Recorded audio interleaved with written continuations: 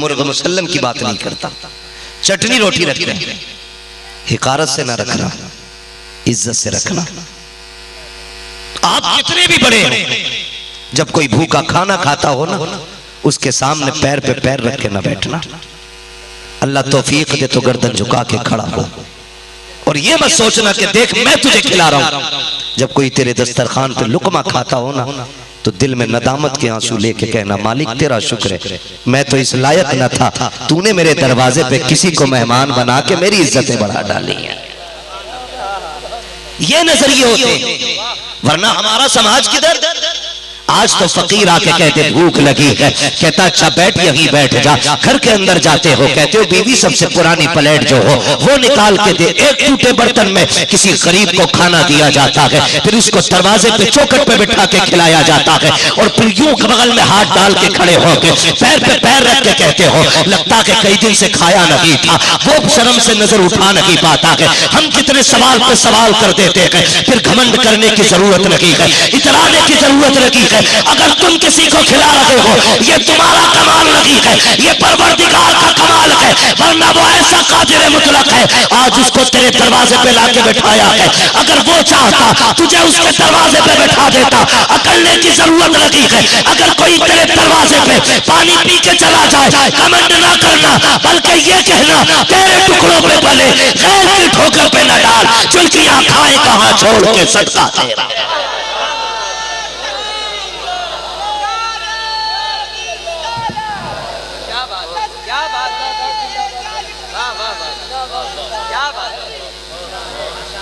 ओ भाई कहो क्यों दिया पुराने बर्तन में खाना? पता नहीं हाथ पाक से के ना पाक से, पता नहीं कहां का रहने वाला, पता नहीं जात क्या है, पता नहीं बरादरी क्या है। लिमिट में रहे, रज़ाक अल्लाह है। रज़ाक बोले सारे, रज़ाक जिनका नजरिया वही बोले, वरना उठ के भाग ले। रज़ाक आज तो कम से कम नाम ले लो, पता नहीं कब से अपने रब को नहीं पुकारा होगा।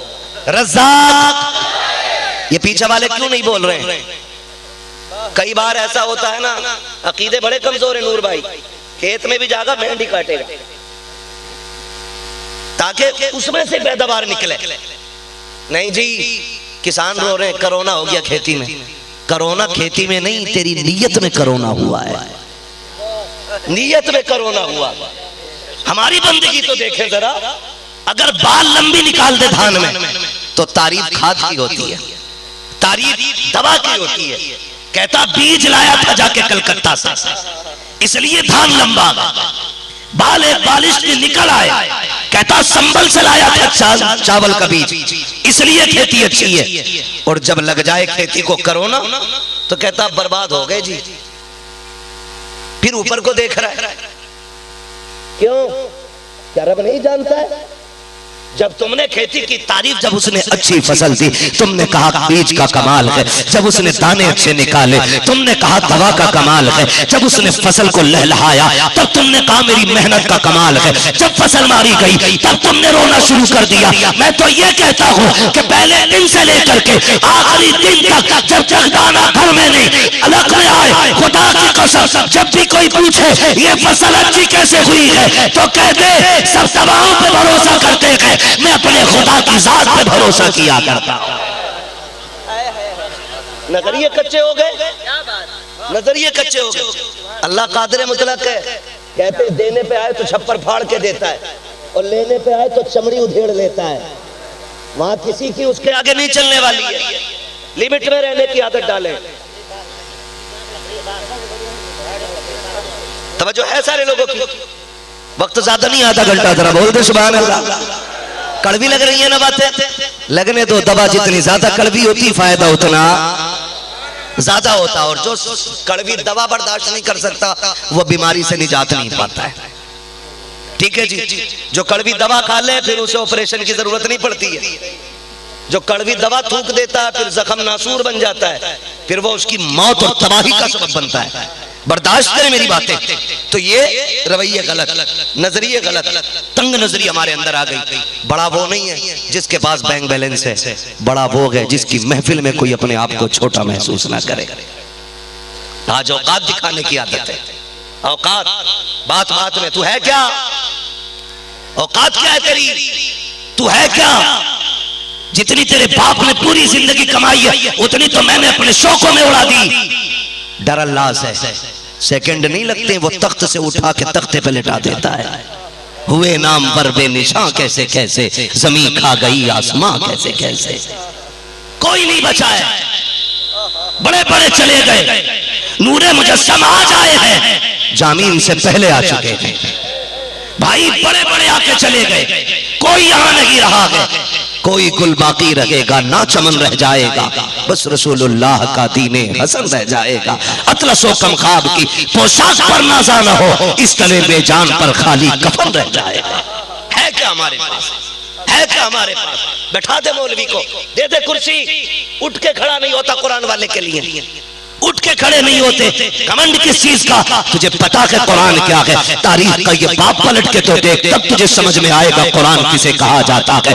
आ मुस्तफा का सबसे बड़ा दुश्मन अपने दौर के अंदर, जिसको दुनिया आज उमर फारूक आजम के नाम से जानती है, खत्ताब की जवान, खत्ताब का बेटा, जवानी का तेवर ये था। हुजूर के इतने सख्त दुश्मन है, चारों तरफ से फैसले हो गए, हुजूर को रोका नहीं जा सकता। तब उमर ने फैसला किया था कि आज मैं जाकर के खुद अपनी तलवार से सर काटूंगा। जब रास्ते में चले थे किसी ने कहा था उमर लहजे बदले गए, तेवर अलग है, आज इतनी अकड़ के किधर जा रहे हो? धक्का दिया, उमर ने कहा था हट जा, आज मैं अपने दुश्मन को कत्ल करने जा रहा हूँ। कहा किसकी बात कर रहे हो? कहा जिससे पूरा मक्का परेशान है, सारी ताकतें जिसके आगे झुक गई है, आज उसका सर लेने जा रहा हूँ। का नाम तो बताता जा। कहा उसको मोहम्मद रसूलुल्लाह कहा जाता है। किसी ने कहा ठहर तो सही, उधर बात में जा, पहले बहन से जाके तो पूछ वो किसकी हो गई है, बहनोई से जाके पूछ उसने किसका दामन थामा है। इतना सुना है, गुस्से में और ज्यादा इजाफा हुआ। बहन के दरवाजे पे आए, दस्तक दी, आकट बता रही थी उमर खड़ा है। खुदा की कसम उमर कुफ्र में भी बेमिसाल था, उमर इस्लाम लाने के बाद भी बेमिसाल। हाँ, दरवाजे की धक धक ने बता दी थी उमर आ गया। तेवर ये लगते, बहन ने कहा उमर है। जो पढ़ा रहे थे कुरान वो छुप गए। कौन है? का आहट बता रही है कि ये हाथ उमर का होगा। का क्यों? कि ये धमकी उमर की है। चौखट खुली, दरवाजा खुला, उमर आए। पूछा क्या कर रही थी? कहने लगे कुरान पढ़ रही थी। अल्लाह अकबर, मारना शुरू किया। मारते मारते मारते मारते बहन के मुंह से खून आ गया। जब खून देखा उमर के हाथ रुक गए। बहन ने कहा था भैया क्यों रुक गए? ये सोच के रुके कि मैं माफी मांगूंगी, ये सोच के रुके मैं कहूंगी उमर मैं तेरे साथ हूं। बहन ने कहा था उमर जितना चाहे सितम करना है कर ले, याद रख अगर तू खत्ताब का बेटा है तो मैं भी खत्ताब की बेटी हूं। अगर तुझे दुश्मनी पे नाज है तो मुझे मदीने वाले की गुलामी पे नाज है। तू अपना गुस्सा पूरा कर, मैं अपना इश्क दिखाऊंगी। अब उमर के हाथ रुक गए। कहा इतना जुनून? कहा हाँ। कहा क्यों? कहा तूने मेरा महबूब जो नहीं देखा है, तूने मेरा महबूब जो नहीं देखा है। खुदा की कसम हजरत उमर कहने लगे अच्छा वो कुरान दिखा जो तू पढ़ रही थी। बहन के तेवर ये ईमान वालों के तेवर होते हैं, दलालों के नहीं, दलालों के नहीं। जो चाय पे बिक जाए वो दीन नहीं बचाते हैं, जो औलाद दे दे दीन के लिए वो दीन बचाते हैं। बहन ने कहा था कुरान। कहा उमर कुरान वो किताब है जिसे नापाक के हाथ में नहीं पाक हाथों में दिया जाता है। कहा मैं देखना चाहता हूं। कहा देखे ना बाद में, पहले गुस्ल कर, पहले बदन की गंदगी धो, फिर कुरान मिलेगा।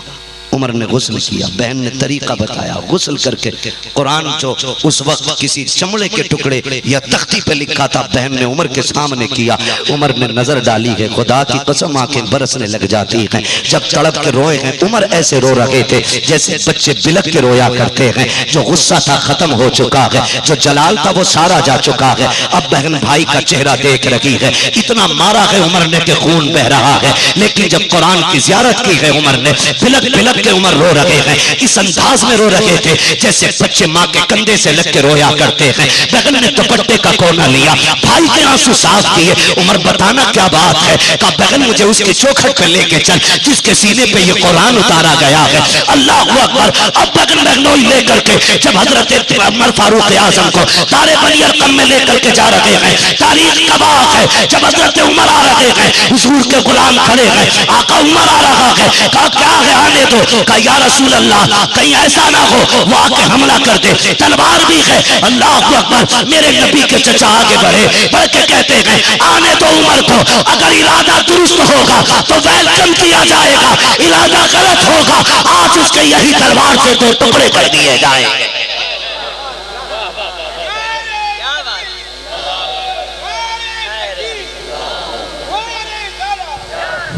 मेरे नबी के शफीक चचा तलवार लेके दरवाजे पे आ गए। उमर आका ने कहा खोल दरवाजा। जैसे दरवाजा खुला गया, अब उमर झिझकते, दबकते, डरते, संभलते हुजूर तक बढ़े। इससे पहले तो उमर कुछ कर कह पाते, मेरे नबी ने उमर की चादर का ठुक्का पकड़ा और कहने लगे उमर बता तू कभी ईमान लेके आएगा, तू कभी ईमान लेके आएगा। इतना सुनना था, कदमों में गिर गए और फिर कलमा पढ़ा, दीन में दाखिल हुए। नारे तकबीर की सदा बुलंद हो जाती है। तारीख गवाह है, हजरत उमर कहते हैं या रसूल अल्लाह आज के बाद नमाज सबके नहीं खुल के अदा की जाएगी। उमर कम है तादाद में, लोग थोड़े हैं, सितम होता है हम लोगों पर। उमर इसलिए चुप के आका अब उमर आ गया है, अब उमर आ गया है। अब जो जमातें बनाई गई है, जमात की एक साइड में हजरत उमर फारूक आजम चल रहे हैं, दूसरी साइड में मेरे नबी के चचा अमीर हमजा चल रहे हैं। और उमर का तेवर देखो, लहजा उमर का देखो। अब उमर कह रहे हैं आओ जिसकी माँ ने दूध पिलाया है अब मुस्तफा की तरफ नजर उठा के दिखाए। अब उमर चौखट पे आ गया है। खुदा की कसम कलमा पढ़ने के बाद उमर मक्के की गलियों में टहल रहे हैं। मैं तो खुल के कहता हूँ आज उमर होते तो किसी की माँ ने दूध नहीं पिलाया था जो कुरान के खिलाफ भौंक देता। आज उमर होते किसी की माँ ने दूध नहीं पिलाया था, नबी के खिलाफ बोल देता। इसलिए कि जो जबान उनके खिलाफ खुलती थी वो उमर की तलवार से दो टुकड़े हो जाया करती थी।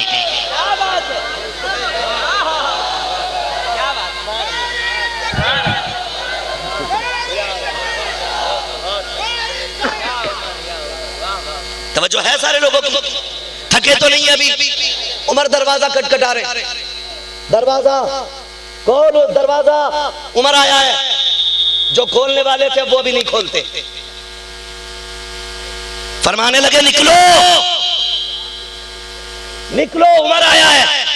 बहुत सितम की है ना बिलाल पे, अब नजर उठा के दिखाओ। बहुत मारा है ना अबू बकर को, अब जरा गर्दन उठा के दिखाओ उमर आया है। खटखटाते खटखटाते अबू जहल की चौखट आ गई, निकल उमर आया है। जैसी दरवाजा खुला, कैसे? का सुन मैंने हुजूर का कलमा पढ़ लिया है। पसीना पसीना हो गया अबू जहल, पसीना पसीना। सच कह रहा है, कब जबान खोल के दिखा, या तो तू रहेगा या उमर रहेगा। अल्लाह अकबर। ये आवाज देते देते उमर भाई नूर भाई हजरत उमर गली से गुजर रहे, सामने से जुनैर आ गया और देखा उमर कह रहे मैं हुजूर का गुलाम हो गया हूँ, मैं हुजूर का गुलाम हो गया हूँ। आके कहने लगी ठहर उमर, तू ही है ना? एक दिन मेरा आका मुझे मार रहा था और वो कोड़े मार मार के थक गया था तो तुझे आवाज दी थी और तूने मेरे गले में कोड़ा डाल के इतना लपेटा था मेरी आंखें निकल आई थी और तू मुझसे पूछ रहा था बता उसमें ऐसा क्या है जो तू उसके लिए जान देने तैयार है। उमर अब तू बता तुझे क्या हो गया है? तू तो कल उसका दुश्मन था, आज उसके नारे कैसे लगा रहा है? तो जो हजरत उमर ने कहा था गोया उसका तर्जुमा ये था, जब तक टिके न थे तो कोई पूछता न था, तुमने खरीद कर हमें अनमोल कर दिया।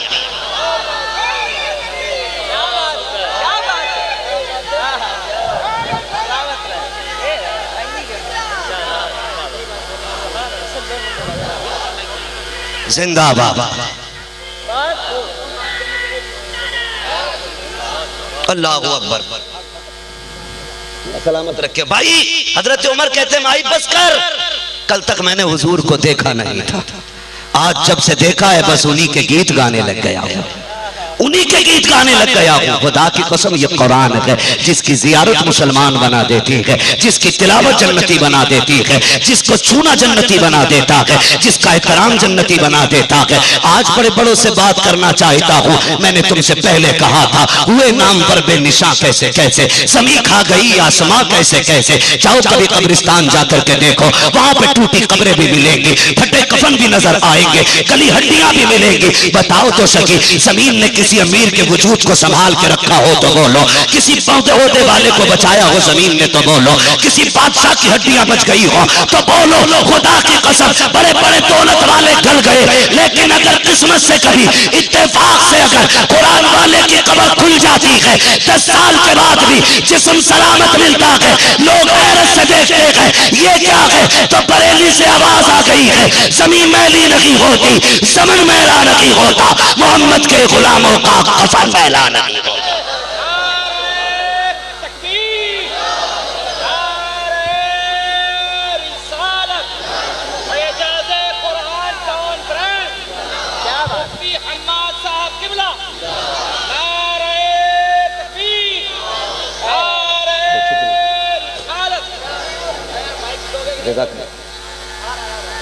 या अली तवज्जो है सारे लोगों की। ओ भाई कुरान बड़ी चीज है। मैं कहता हूँ अल्लाह ना करे आप 100 साल जिए, 1000 साल जिए, दुआ है मेरी, लेकिन जरा तसव्वुर करें अगर सुबह हमें मौत आ गई, क्या तैयारी है? सुबह अगर हमें मौत आ गई क्या तैयारी है? कोई तैयारी नहीं, कोई तैयारी नहीं, कब्र का कोई इंतजाम नहीं। कल मर जाए हम खुदा की कसम मुश्किल हो जाएगी कब्र की खड़ी। नूर भाई मेरे वालिद गिरामी 4-5 दिन पहले मैं अपने वालिद साहब के साथ सफर में था, मुझसे कहने लगे बेटे ये जो लोग दौलत इकट्ठी करते हैं ना, ये अपने लिए नहीं, ये दूसरों के लिए करते हैं। मैंने कहा क्यों? कहने लगे ये खाली चौकीदार हैं, वो काम तो दूसरों के आएगी, वो काम तो दूसरों के आएगी। कहने लगे बेटे जितना चाहो धुन से कमाना, लेकिन ये सोच के ना कमाना, इसे बचा के रखूंगा, बचा के रखूंगा। ये दुनिया बड़ी बेवफा है, इतनी बेवफा दुनिया है। आज बाप की छोड़ी हुई जायदाद को बेटा विरासत नहीं, माले गनीमत समझ के झपट्टा मारता है। माले गनीमत, बाप की छोड़ी हुई चीज में से कफन भी सस्ता लाएगा। गलत नहीं कह रहा हूं, कफन भी सस्ता वाला लाएगा। तो भाई बोलने दो यार थोड़ी देर। तवज्जो है सारे लोगों, कफन भी सस्ता लेके आता है। और अगर फाता की बात आ जाए तो जहां 10,000 का खर्चा ना 4 में काम निपटाने की सोचता है। दिल पे हाथ रख के बता, ये तूने कमाई थी कि तेरे बाप ने? बाप की छोड़ी हुई जायदाद है ना, तो क्या वो इसका भी हकदार नहीं रहा कि उसे इतना अच्छा कफन पहना दे कि वो कब्र में जाए और मुर्दे उससे अपना कफन मिलाए तो वो फख्र से कह सके मेरी औलाद ने मुझे अच्छा कफन दिया है। ये उलमा बैठे हैं, जिम्मेदारी के साथ कहता हूं। फरमाया गया अपने मुर्दों को अच्छे कफन दो, क्योंकि जब वो कब्रिस्तान जाते हैं तो मुर्दे अपने अपने कफन मिलाते हैं आके। देखें तो तेरे बेटे ने कैसा कफन दिया, तेरे लाल ने कैसा दिया है। तू तो करोड़ों छोड़ के आया था ना, तुझे क्या किया गया? फिर बाप खून के आंसू कब्र में रोता है, काश मैंने बेटे पे भरोसा न किया होता। बड़ी बेवफा दुनिया, गलत नहीं कह रहा हूं, ये सच्ची बात है। जिस बिस्तर पे बाप मर जाता है ना, बेटा उस बिस्तर पे लेटना पसंद नहीं करता। जिस चादर को ओढ़ के बाप का दम निकला हो, वो चादर उठा के गरीब को दे दी जाती है। जो कपड़े बाप ने पहन रखे थे, अगर वो काटे ना जाए, ऐसे ही निकल जाए, तो सगा बेटा बाप के कपड़े पहनने तैयार नहीं। कारी साहब ये कड़वी बात है, ये दुनिया बड़ी बेवफा है। सगे बाप पे बेटा पानी डालने तक नहीं आता, चारपाई से तख्ते पे रखने की बारी आती है, कहता नहीं मेरे हाथ कांप रहे हैं, मैं नहीं छू सकता हूं, मुझे बता तो सही बदला क्या है। ये जबान वही है जिसे तू चूसा करता था, हाथ वही है जिनकी पकड़ के तू चला करता था, ये वही तो सीना है तू जिस पे चढ़ के लेटा करता था। क्या कंधे बदल गए हैं? नहीं, ये वही कंधे हैं जिन पे 5 बार नहीं 50 बार बैठ के तू घर से दुकान तक गया था। ये वही बाप के कांधे हैं जिन पे तूने सवारी की है। ये वही सीना है जिस पे चढ़ के तू खेला करता था, कभी होठ चूमता था, कभी रुखसार चूमता था। ये तो वही जबान तो है जिसके लुआब को लगा लगा के बाप ने तेरे मुंह में लुकमे दिए थे। आज क्या बदल गया है? बस इतना ही तो बदला है कि आज इसके बदन से रूह निकल गई है, लेकिन फिर भी ये तेरा बाप है। लेकिन दुनिया वफादारी नहीं निभाती है। जब नहलाने की बारी आए बेटे करीब नहीं आते हैं, कफन की बारी आए बेटे करीब नहीं आते हैं। हाँ, एक रस्म अदा करते हैं, जब घर से निकालने की बारी आती है सबसे पहले घर से निकालने के लिए बेटे कंधा देते हैं। मैं पूछना चाहता हूँ, बताओ तो सही, इस बाप से रिश्ता क्या था, ताल्लुक क्या था? और यार ये तो वो था जो तेरे लिए ओवर टाइम ड्यूटी करता रहा, ये तो वो था जो तेरे लिए लोगों से गालियां सुनता रहा, ये तो वो जा रहा के जनाजे में जिसने धक्के खा के तुझे इज्जतें दी थी, ये तो वो जा रहा है जो धूप में चला गया लेकिन तेरे लिए साहिबान का इंतजाम किया गया। दुनिया कह देती है ये जिंदा था तो मेरा था, अब मर गया है, दुनिया मुर्दा कह के आवाज देती है। तो तुम्हें क्या लगता है जिसने आंख बंद करते ही तुझसे आंखें फेर ली हो, कब्र में जाके तुझे याद रखेगी? इनके लिए अरबों खरबों छोड़ के चले जाओ, कोई तुम्हारी कब्र पे सोने के चिराग नहीं लेके आएगा। इसलिए मैं कहना चाहता हूँ, अपने जीते जी कब्र का इंतजाम कर लो और ऐसी जगह पैसा लगा दो कि जहां कोई हाथ उठाए ना उठाए। खुदा की कसम, जब तक तुम कब्र में लेटे रहो खुदा की रहमतों की खिड़कियां तुम्हारे पास खोली रहे। ये लाजिम है।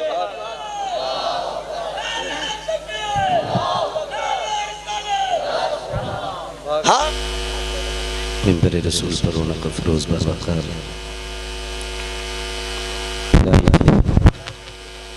लाइक़े सदी ज़िक्रीन उलमाए अहले सुन्नत, सदर जलसा, नक़ीब जलसा, शायर अहले सुन्नत भाई गुलाम साबिर साहिब क़िबला,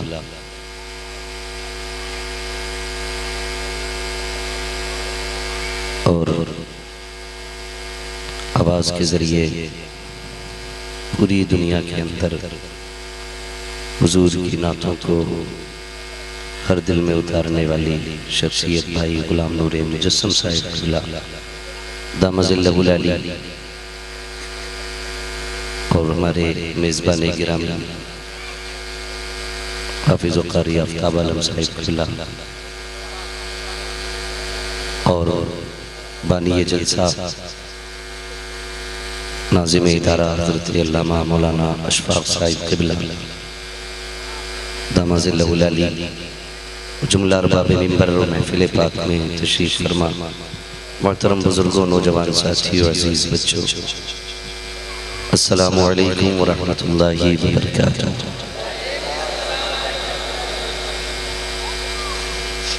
अल्हम्दुलिल्लाह अल्हम्दुलिल्लाहि रब्बिल आलमीन वल आक़िबतु लिल मुत्तक़ीन वस्सलातु वस्सलामु अला रसूलिहिल करीम, अम्मा बअद फ़अऊज़ु बिल्लाहि मिनश शैतानिर रजीम, बिस्मिल्लाहिर रहमानिर रहीम। लक़द कान लकुम फ़ी रसूलिल्लाहि उस्वतुन हसना, आमन्तु बिल्लाहि सदक़ल्लाहु मौलानल अज़ीम व सदक़ रसूलुहुन नबियुल उम्मियुल मुतीउल मुबीनुल मुईनुल करीम व नहनु अला ज़ालिका लमिनश शाहिदीन व शाकिरीन वल्हम्दुलिल्लाहि रब्बिल आलमीन। या खुदा बहरे जनाबे मुस्तफ़ा इमदाद कुन, या रसूलल्लाह अज़ बहरे खुदा इमदाद कुन, या शहीद करबला, या दाफ़िए करबो बला, गुल रुखा शहज़ादे गुलगों क़बा इमदाद कुन, गौसे आज़म बने बेसरो सामा मददे, क़िबला-ए दी मददे, काबा-ए ईमा मददे, बगिरदाबे बला उस्ताद कश्ती मदद कुन मदद कुन मदद कुन, या मुईनुद्दीन चिश्ती क़ादिरी यमनारे, या गौसे आज़म मीज़नम, दमज़ शेख अहमद रज़ा ख़ान क़ुत्ब आलम मीज़नम, बलगल उला बिकमालिही, कशफ़त दुजा बिजमालिही, हसनत जमीअ ख़िसालिही सल्लु अलैहि व आलिही। करूँ तेरे नाम पे जां फिदा, न बस एक जां दो जहां फिदा, दो जहां से भी नहीं जी भरा, करूँ क्या करोड़ों जहां नहीं। जिसको अपने नबी से जितनी मोहब्बत का एहसास हो, कोशिश करें उतनी ही आवाज़ के साथ रसूल और आले रसूल की बारगाह में दुरूद व सलाम की डालियाँ निछावर कर लें। पढ़ें बावाज़े बुलंद अल्लाहुम्मा सल्ली अला सय्यदिना व शफीइना व नबीना व मौलाना मुहम्मदिन मअदिनिल जूदि वल करम व आलिहि व अस्हाबिहि व बारिक वसल्लम सलातुन व सलामुन अलैका या रसूलल्लाह सल्लल्लाहु तआला अलैहि वसल्लम। ऑपरेटर साहब इसका बेस बिल्कुल बंद कर दें और ट्रेवल खोलें, आवाज़ बढ़ाएं। ऐसी आवाज़ कर दें कि बात समझ में आने लग जाए। मैं सबसे पहले तमाम अहले बस्ती को इस बात पर मुबारकबाद पेश करूंगा कि आप ही के दरवाजे पर, यूं कहिए कि आपके आंगन में हाफिज़ क़ारी मौलाना अशफाक साहब क़िबला ने एक इल्म और अदब का बाग लगाया है। आप मुबारकबाद के मुस्तहिक़ हैं कि अल्लाह ने इस इदारे के ज़रिए आपकी बस्ती, आपके मोहल्ले को इज्जतें और बरकतें अता फरमा दी हैं। मेरे ख्याल से तो शायद कभी यहाँ ऐसी महफिल न सजती। आज जो ये महफिल सजी है, ये इस इदारे की बरकत का सदका है और फारिगीन के कदमों की बरकत है और बानिए इदारा की मेहनतों का नतीजा है कि अल्लाह ने आज इस ज़मीन को जन्नत की क्यारियों में से एक क्यारी बना डाला है। आज चूँकि इस इदारे ने आपको 8 हाफिज़ कुरान दिए हैं, यही है ना, 8 हाफिज़ कुरान अता किए हैं और उसी नेमत की शुक्रिया के लिए हम और आप यहाँ पर जमा हुए हैं। परवरदिगार आलम हम सबको कुरान और साहिब कुरान के फ़यूज़ व बरक़ात से मालामाल फरमाए। मिंबर रसूल पर उलमाए अहले सुन्नत का नूरानी काफ़िला जलवागर है। अभी आपने शायर हरदिल अजीज़ भाई गुलाम नूर मुजस्सम साहिब क़िबला से नातो मनक़बत के मुबारक अशार मुलाहिज़ा फरमाए। मेरे बाद इंशाअल्लाह हिंदुस्तान का अनोखा लहजा भाई गुलाम साबिर इलाहाबादी की शक्ल में मौजूद है। मुझे इसलिए भी पहले पेश कर दिया गया कि कहीं ऐसा ना हो कि बारिश शुरू हो जाए, लेकिन मैं ये समझता हूँ कि मुझे अपने रब की रहमत पर इतना भरोसा है कि बारिश नहीं, अगर सैलाब भी आए और महफिल उनकी सजी हो तो फिर सैलाब आके जा सकते हैं, दीवाने अपनी जगह से कुर्सी छोड़ के नहीं जा सकते हैं और जाने भी नहीं चाहिए।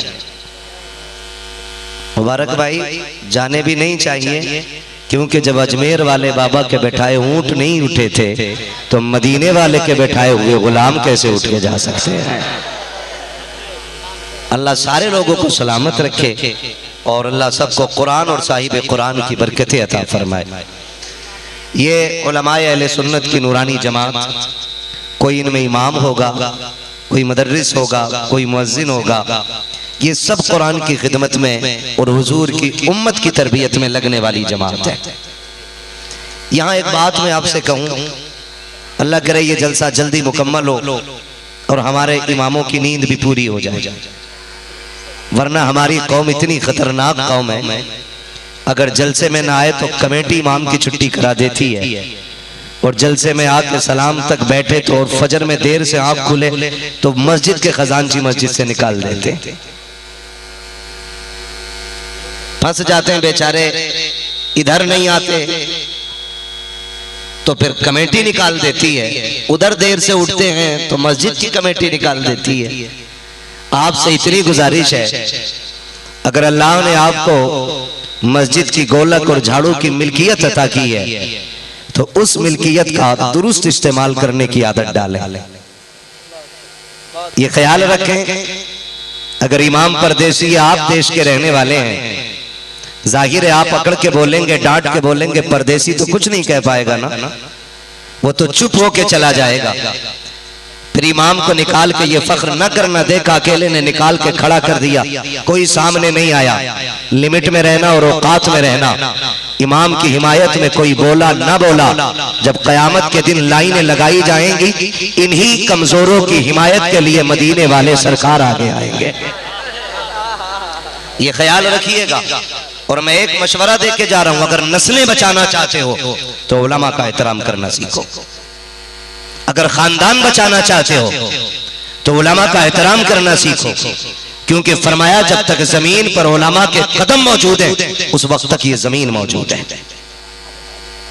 इसलिए गुजारिश है कि अपने इमाम, अपने उलमा, अपने मुअज्जिन, अपने इदारे के पढ़ने और पढ़ाने वाले, इन सभी के साथ इज्जत से पेश आना चाहिए।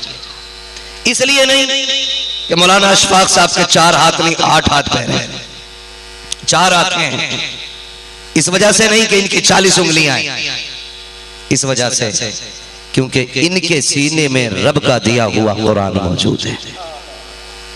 आप नजरिए अच्छे कीजिए, इनके सीने में रब का दिया हुआ कुरान है, इसलिए इनकी कदर किया करो। भले हाफिज कुरान आपका बेटा क्यों ना हो, आपका पोता क्यों ना हो, आपका भतीजा क्यों ना हो, आपका रिश्ते में कुछ भी लगता है, आप उसकी इज्जत ये सोच के करो कि ये कुरान वाला है। फिर देखो अल्लाह आपको हर नजर के बदले में नेकी अता फरमाएगा, हर नजर के बदले में अल्लाह आपको नेकी अता करेगा। मैं आपसे बस इतना कहना चाहता हूं, आप अपने रवैये अपनी मस्जिद के इमामों के साथ दुरुस्त करें, दुरुस्त करें। कई बार ऐसा होता है ना, जो 2 वक्त की रोटी खिला देता है, फिर वो इमाम को नौकर समझता है। बेशक इमाम नौकर हैं, लेकिन आपके नहीं, रसूल पाक के नौकर हैं। इमाम खादिम है, आपके नहीं, नबी के दीन के खादिम है। इमाम मेहनत करते हैं, इसलिए नहीं ताकि आपकी नजरों में अच्छे हो सके, सिर्फ इसलिए कि अपने महबूब की नजरों में अच्छे हो जाएं। आप अपने रवैये दुरुस्त करें, वरना हकीकत बताऊं, लोग कई बार आके कहते हैं ना, मौलाना तू बड़ी तकरीर करता, कोई तो तावीज होगा बरकत का। मैंने कहा अगर कोई ऐसा तावीज मिल जाता ना, तो सबसे पहले मैं अपने गले में लटका लेता। मैं तो खुल के बात कर रहा हूं, मैं पहले अपने गले में लटकाता और एक एक बच्चे के गले में डाल देता, ताकि उसे कुछ करना ही ना पड़े। रात को सोए, सुबह के तकिए के नीचे सोने के सिक्के निकल आए, इससे बड़ी और कौन सी बात होती थी। लेकिन सुनिएगा, बरकतें सिर्फ तावीजों से नहीं आएंगी, बरकतें आमाल के दुरुस्त करने से आती हैं, बरकतें आमाल के दुरुस्त करने से आती हैं। खाली अगर तावीज से बरकतें आ जाती तो फिर क्या जरूरत थी 7-8 वक्त की नमाजें पढ़ने की, खाली तावीज से काम हो जाता। ओ भाई, तावीज अपने वक्त पे काम करता है, लेकिन बरकत के लिए अपने खुद के उसूल हुआ करते हैं। आप कहेंगे कैसे, कौन सा उसूल? तो जरा